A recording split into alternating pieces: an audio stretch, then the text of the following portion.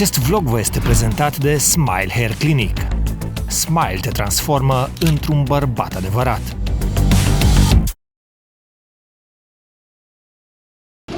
Deci nu-i nimic aici, tu vezi, eu mă duc, uite, eu mă duc așa, altan, peste nisip.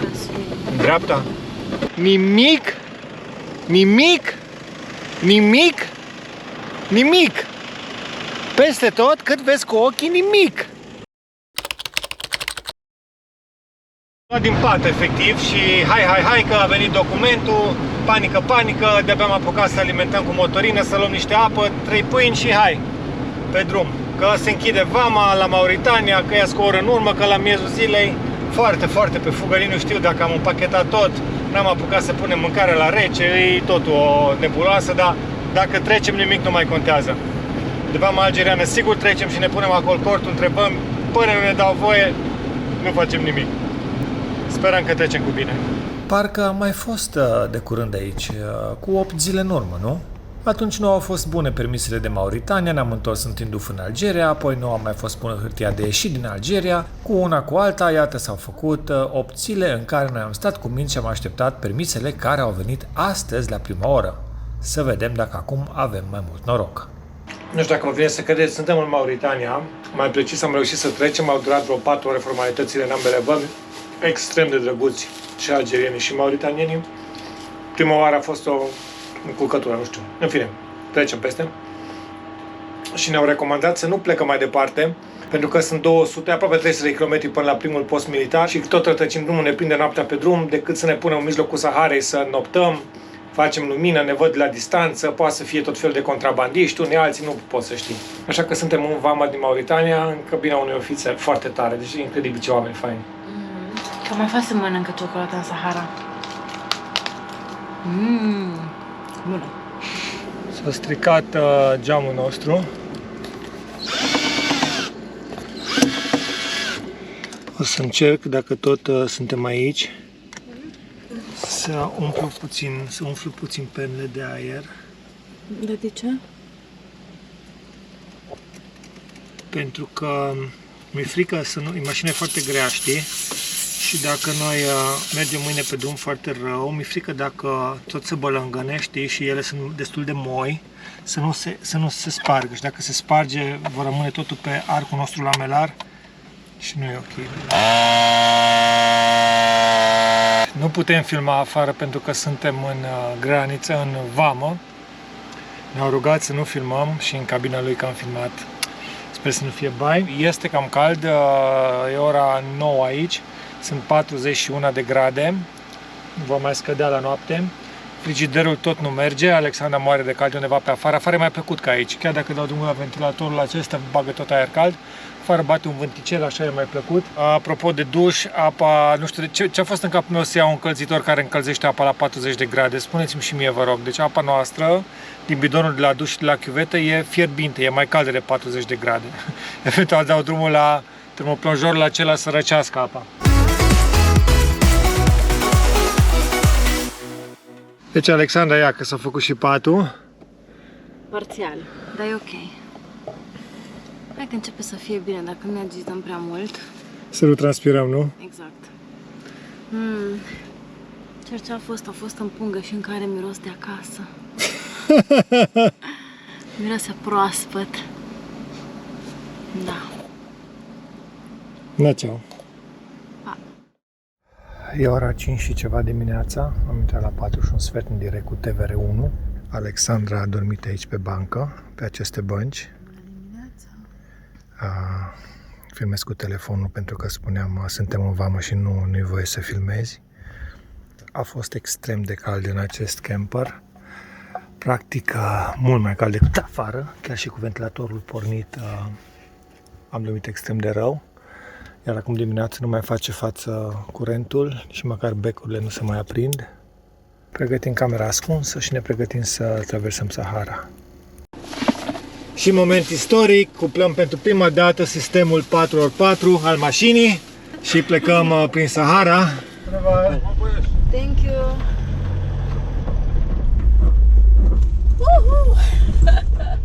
Așa o fi drumul? Da. Mamă mia!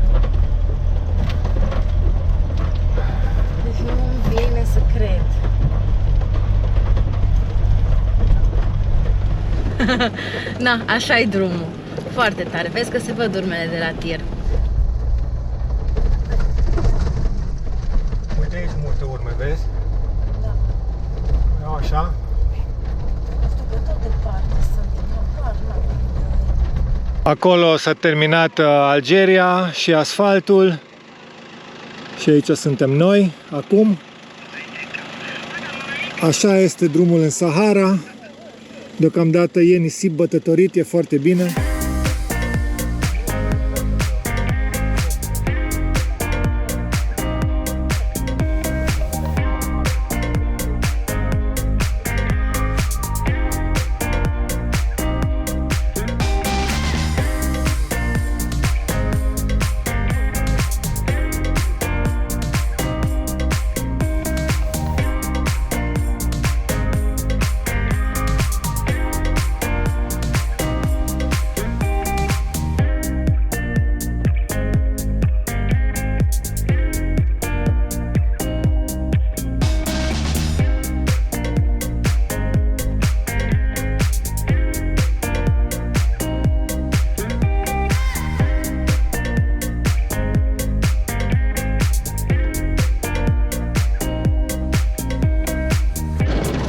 Am îndepărtat de drum, așa-i? Da. Tu să iei în dreapta, că până acum a fost în stânga cauciucul și acum e în dreapta. Da, de atunci... Ai griji! Încerc să mă duc la urmă, da. Uite aici multe urme, vezi? Da. Iau așa. Poți să merg pe unde vrei tu, sunt foarte multe urme aici, ca în Mongolia, aici e la mica înțelegere, știi? Uite, Dar vezi? bine, acum mă gândesc dacă ești 5 de metri în stânga Da, sau în dreapta. ideea care este? Tu poți să mergi și paralel cu drumul. Ideea e să nu cumva să fie nisip între tine și drum, că atunci nu mai pot să trec. Aici mă duc până în țara occidentală încolo, fără problemă cu, știi?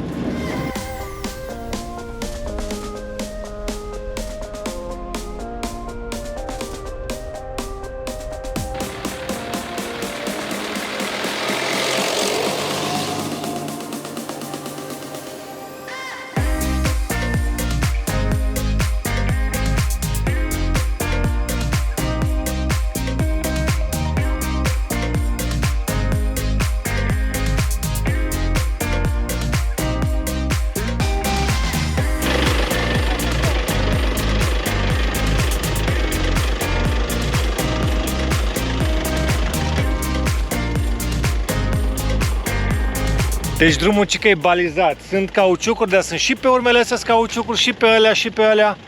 Păi sunt mai multe drumuri. Poți să, da, ideea e numai să nu trecem în Sahara Occidentală. În rest,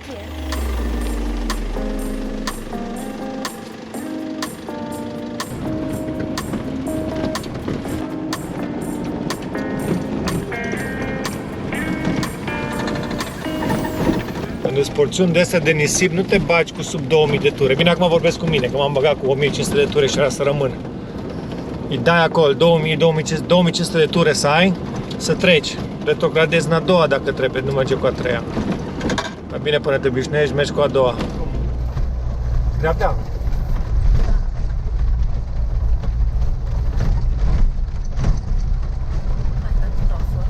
Drumul ăsta merge în Sahara Occidentală, așa-i?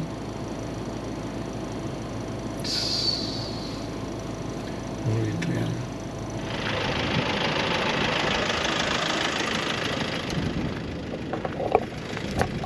Ne-am cam ce fapt, nu ne-am rătăcit, dar trebuie să ajungem la drumul care e acolo și aici e foarte mult nisip și nu putem trece.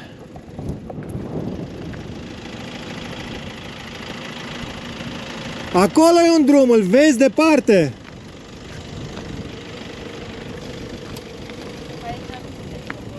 Ce?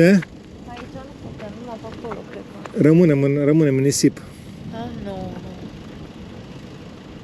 Sub nicio formă. Numai dacă ocolesc ori pe Pe acolo. acolo nu poți.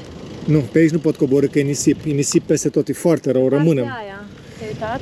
E la fel? Acolo era, da, e undeva o coborâre mai în spate, ori pe acolo, ori încercăm pe aici, înainte de nisip, să ajungem la drumul lui Antonio. Uite acolo niște urme, vezi? Foarte, foarte rău. O să rămânem afundați, de fapt putem. Da, cobor prin dreapta.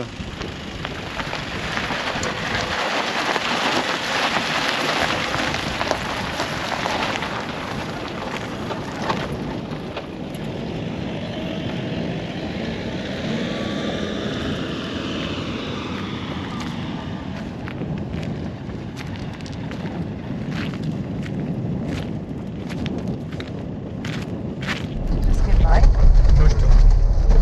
Nu mă speria. Nu pui. Sunt mulți oameni pe ea, așa-i? De ce e așa încet?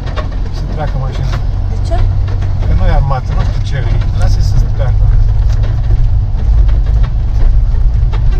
Am văzut dintr-o dată o mașină de teren albă și ceva camion cu platformă cu foarte mulți oameni pe el și i-am evitat. Dar oricum, dacă e așa gașcă mare, nu putea să treacă neobservată de către armata mauritaniană, deci puteau fi numai ceva muncitori sau... N-au venit după noi. Oricum, Alexandru era cu mâna pe telefonul prin satelit. Dar nu te panichezi, da? Ideea e că dacă au steag negru în nasol, nu, stai niște, Doamne ferește, Doamne ferește. Nu, aia cu steag negru sunt Mali, n-ai trecut sute de kilometri de aici.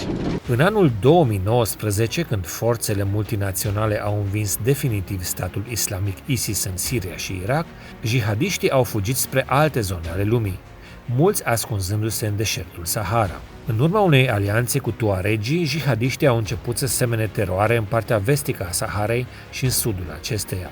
Actualmente, statul islamic este împărțit în două fracțiuni aflate în conflict. Statul islamic al Saharei lărgite împreună cu statul islamic al Saharei de vest, fosta grupare Boko Haram, care terorizează populația din nordul Nigeriei, Ciad și Camerun, Mali, Burkina Faso și Niger. Grupul rival al susținătorilor jihadului și musulmanilor, afiliat al fostei Al-Qaeda, acționează în Mali, Burkina Faso și Niger.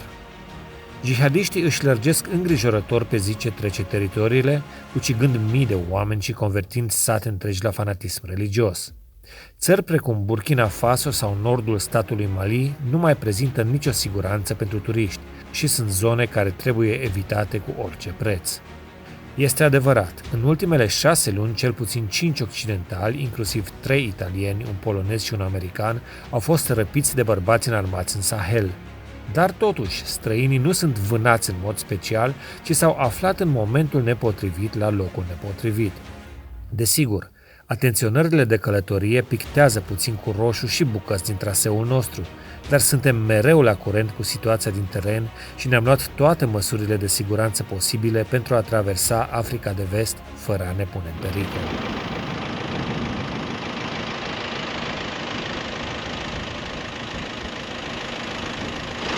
Mici probleme, Alexandra au plecat pe jos, că scutură prea tare.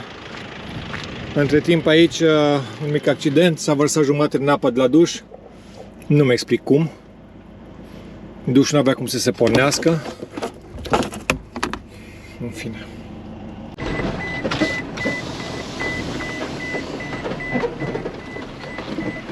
Mă luați și pe mine? Bună ziua, unde mergeți? Bună ziua. Spre centrul Saharei, mă luați? Da, tot în direcția merg și eu. Haideți, vă rog. De unde sunteți? Da, încă nu suntem la bucata asta unde e problematic, unde să Deci noi de trecem. la ăsta verde am pornit. Da, știi să mergem aici. Vai Aici de e în mine. Bentilii, un sfert. Nici măcar un sfert. Drumul pe care mergem acum este un drum vechi folosit de caravane. Din câte am citit, ar fi premieră românească și este efectiv singurul drum pe care poți să traversezi Sahara de capul tău. În nicio altă țară, excluzându-le pe cele unde e problemă cu jihadul.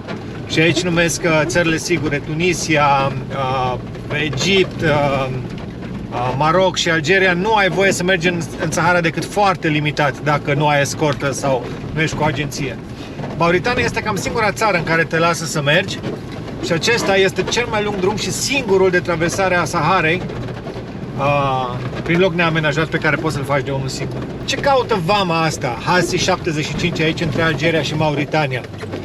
Ei bine, evident că este vorba de interese economice și de interese legate de imagine.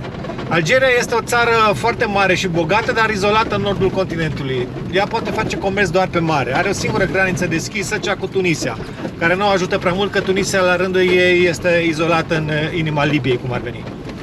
Și Algeria a deschis această vamă în parteneriat cu Mauritania pentru a avea măcar moral, imagine, legătură cu centrul și restul Africii. Chiar dacă pe aici drumul este impracticabil decât pentru nebuni ca noi sau pentru eventuale tiruri. Și exact la aceste tiruri vei face referință al doilea interes al Algeriei și de aceea este drumul asfaltat atât de bun până chiar la vama cu Mauritania, până și în vama mauritaniană. Pentru că Algeria are interese economice, aceste tiruri algeriene aduc minereuri din zona Zuerat, 1000 de kilometri de la vamă pe unde mergem noi. Doar că Mauritania n-are niciun interes să asfalteze 1000 de kilometri doar ca să-și transporte Algeria minereurile.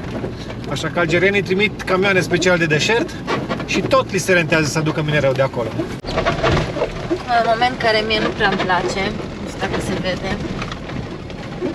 E aproape, foarte aproape de graniță. Trebuie să luăm pe celălalt drum, dar nu văd celălalt drum. Trebuie că toate drumurile duc spre graniță.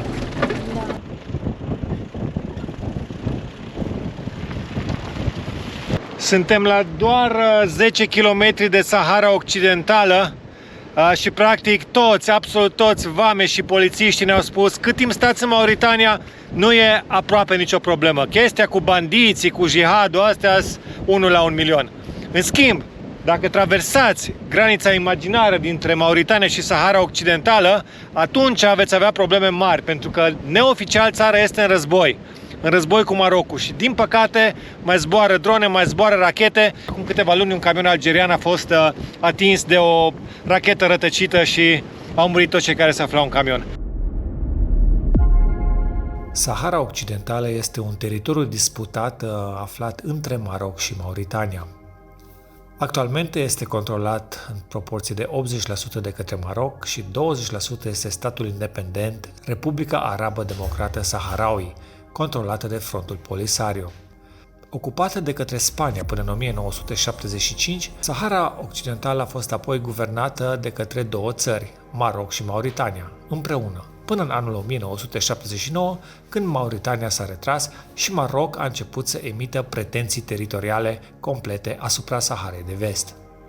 Au urmat ani lungi de război până în 1991, când s-a obținut un acord de încetare a focului. Acordul nu este însă respectat, iar Maroc a ridicat chiar un zid de nisip între teritoriile ocupate în prezent și puținul rămas sub controlul Frontului Polisario. Unele state recunosc independența Saharei Occidentale Saharaui, altele nu. Frontul Polisario și Saharaui, pe de altă parte, sunt susținuți de către Algeria. Acesta este și motivul principal al disputei dintre Maroc și Algeria și motivul pentru care granița dintre aceste două țări este ermetic închisă. Guvernul Republicii Independente Saharaui se află în exil, la Tindouf, în Algeria, exact, unde am stat noi blocați timp de 8 zile.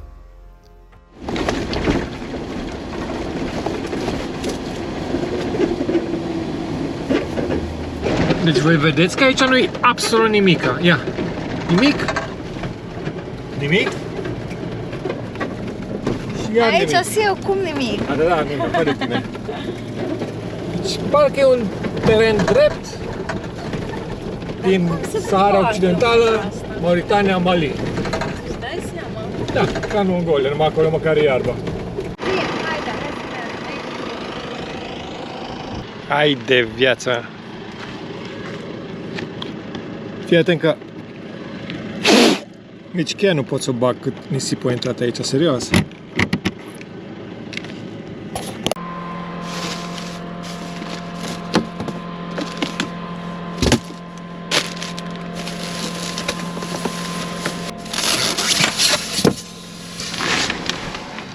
Ia uite, am găsit un McDonald's în drum.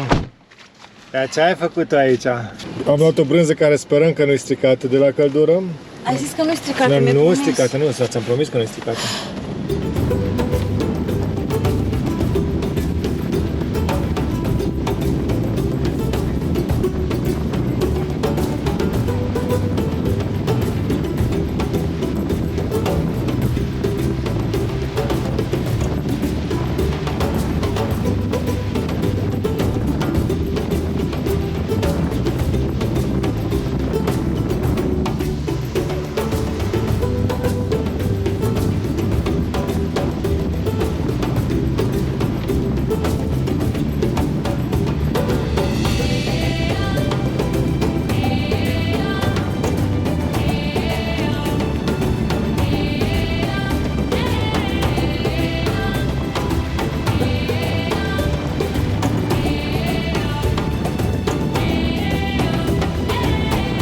Antonio luat-o în dreapta, dar se bagă ca lumea în Se bagă Sahara. prin Sahara Occidentală, Și așa? aici, dacă mergi în față, pac, ocolești un Ok, și unde duce drumul? ocolești un pic. Da, Ocolește. Și după... dar după aia intră iar în Sahara Occidentală. Păi da, dar tu o tai, nu. Ok. Sau luăm alt drum aici, știi, dar nu putem să ne riscăm. Nu riscăm. Bine, știi să mă duci pe drumul ăsta, de fapt îl văd și eu, da? Da. Ok, bun, hai să vedem. Deci acum părăsim track-ul GPS pe care îl avem. Nu avem nici urme de camioane, numai niște urme așa foarte volatile. Și acum suntem Eu zic să nu după stăm nasul pe lui aici, Adi. că suntem Hai. la 500 de metri de... de metri. 500 de metri, da. La 500 de metri de granița cu Sahara. Exact. Asta e ca la Loz în Plic, la Ghici. Nu? Uite, sunt niște drumuri aici. Între ele. Deocamdată e bun peste tot, adică ce văd... Dar trebuie să iau cumva încolo. Uite, niște drumuri încolo, așa -i? Da, când poți. Păi pot oricând.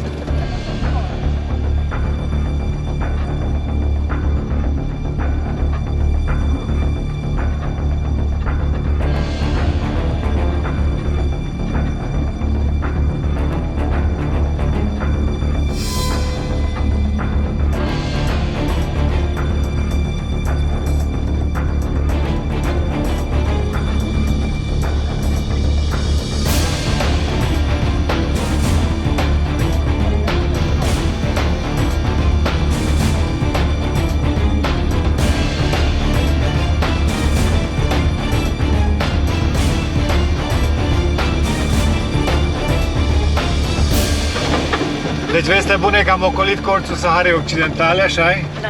Vestea proastă e că suntem undeva... Pe când poți să trebuie luat la dreapta.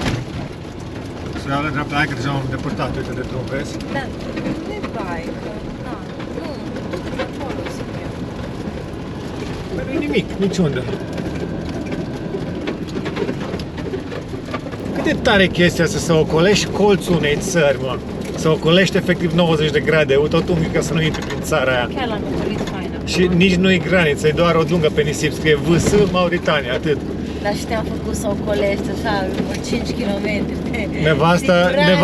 Nevasta, bă, da, azi n-avem rachete în program, înțelegi?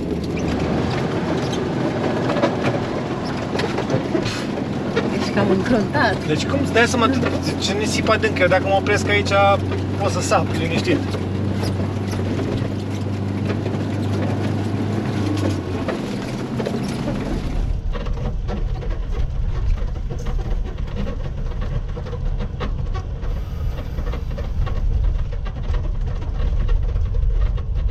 Sub genericul nu faceți ca mine, am băgat 2 pliculețe de ceai Lipton în apa care stă la temperatura camerei în mașină și am obținut un delicios ceai negru. De aia spun să nu faceți ca mine, că evident că știm că e foarte nociv plasticul dacă stă apa în... E evident că știm că dacă apa stă în plastic la căldură se pot dizolva niște constituenți foarte nocivi din plastic.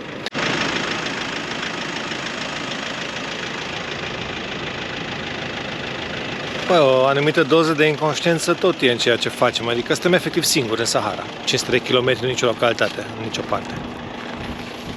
Deci, na. Dacă se întâmplă ceva, telefon prin satelit.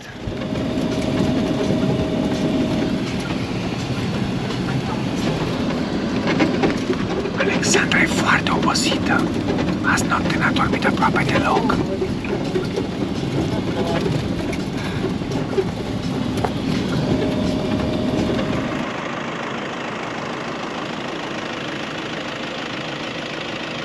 Deci este absolut incredibil. Nimic,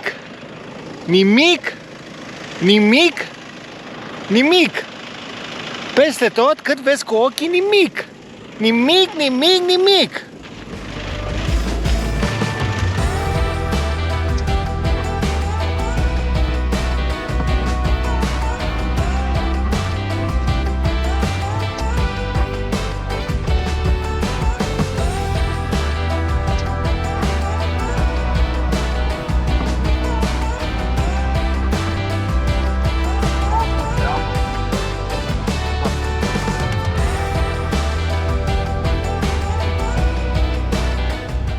Foarte drăguți cei de la punctul militar. I-am întrebat dacă să stăm aici peste noapte sau să mergem mai departe. Mai avem 4 ore de lumină, mai puteam merge vreo, nu știu, 100 de kilometri, 120.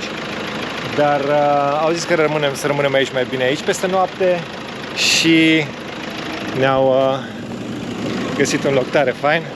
Ia uitați! Uitați ce fain! Acolo vom putea dormi. E mai plăcut afară decât în mașină.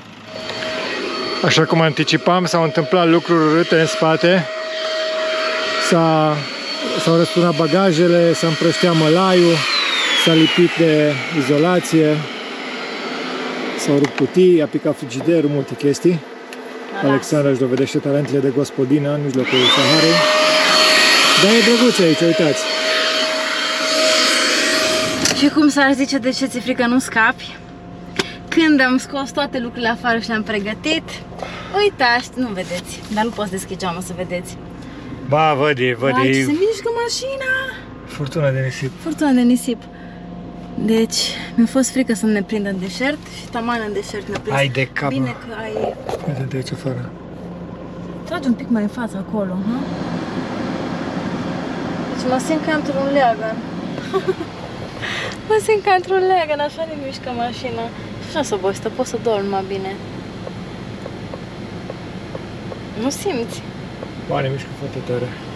Mamă mea, ce tare. Bine că ne-am adăpostit la fix ne-am adăpostit. Bine că ne-am deschis-o. Lota, cortul. Deci oamenii de aici n-au nicio treabă. Stau la povești cu Adi săracul nu mai poate. Uite ce furtune afară. Și stau la povești și zice că ne face piscină. Acolo avem o piscină foarte drăguț, dar na, trebuia să-i dau o eșarfă la Adi.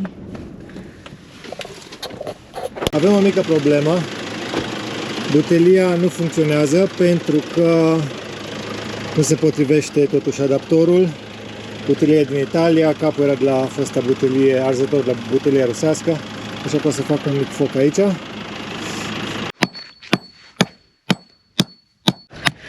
Ce ai primit tu acolo? Am primit niște cărbune, mă, incredibil, oameni și super, super simpatici. Mă ajută să sparg lemne, că vede că am 2 mâini strângi. C'est parfait, merci, monsieur. Zice că în Africa să nu te apleci după o piatră să o ridici dacă ai nevoie de ea, că poate fi un scorpion sub ea. Nu m-am gândit că ne-am adunat peste 3. Alexandria, e foame.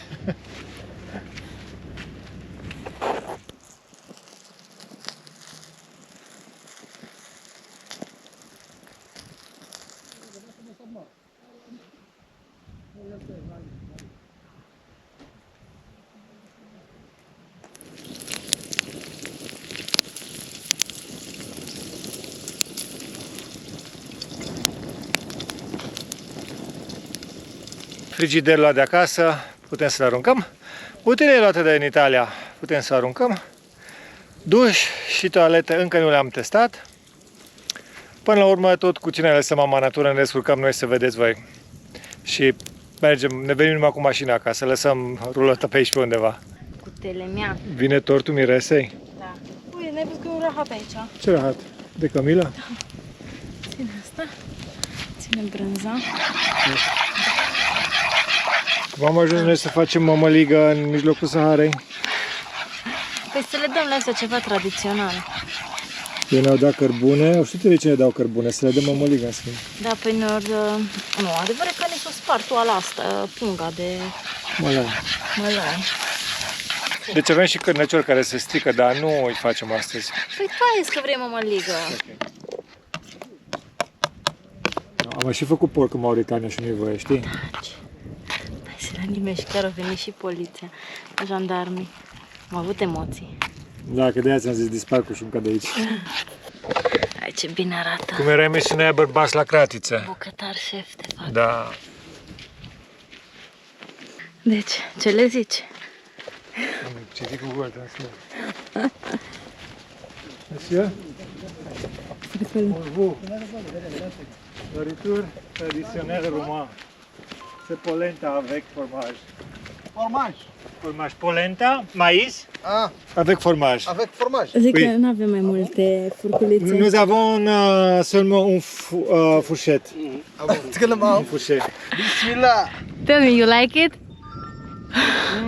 رواشني. Ça c'est très bon. C'est bon? Waouh, عادي. Ça c'est très bon.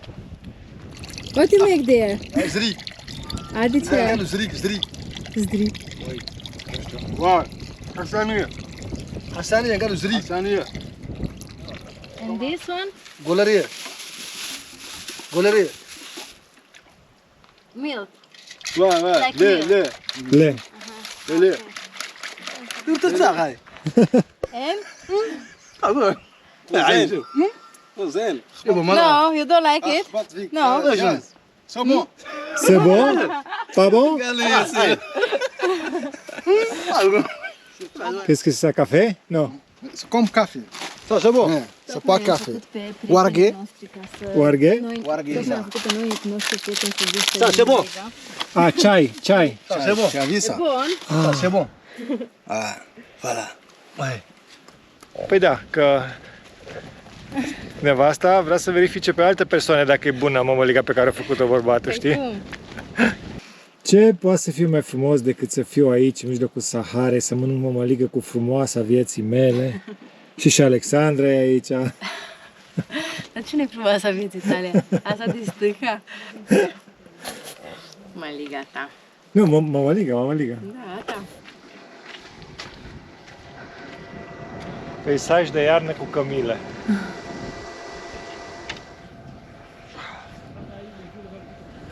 Asta în fiecare zi îmi face fița, mă.